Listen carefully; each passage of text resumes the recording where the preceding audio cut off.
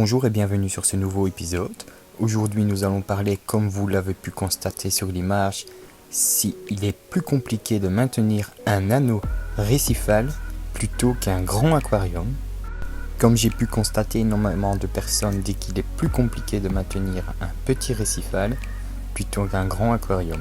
C'est une question un peu plus délicate, mais je vais essayer de vous répondre aujourd'hui dans cette vidéo. Oui, il est bien vrai que c'est un petit peu plus compliqué de maintenir un anneau récifal plutôt qu'un grand bac. Je vais vous donner un petit peu plus de détails. Il sera un petit peu plus difficile de maintenir la stabilité d'un petit bac plutôt qu'un grand bac. Bien sûr, encore une fois, cela ne veut rien dire. Vous avez bien sûr les dérives des paramètres sur un petit bac, ça a tendance à plus bouger. Et ce qu'il dit plus petit dit que ça part plus vite. Tu ne pourras pas placer n'importe quel poisson dans des petits bacs. Tu seras plus vite limité dans les coraux également. Tu devras faire attention à ne pas placer trop de LPS ou SPS pour la consommation de cache et les autres paramètres qui ont tendance à plus bouger. Bien sûr, tout dépendra de l'installation et du bac que tu choisiras. À partir de quel litrage je conseillerais un anneau? Il est sûr que je ne conseillerais pas en dessous de 60 litres. Entre 60 et 120 litres, c'est déjà un bon compromis pour un anneau.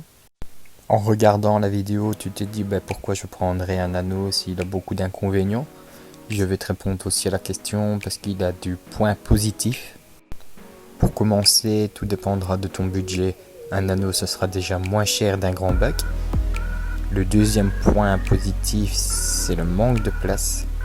Un anneau sera plus facile à placer qu'un grand bac aussi. Et le troisième point, c'est ton projet. Ce que tu désires réaliser, bien sûr. Nous arrivons à la conclusion. C'est vrai qu'il est très surprenant de maintenir un anneau. Et j'en parle par expérience parce que je suis en principal en anneau. C'est mes préférés.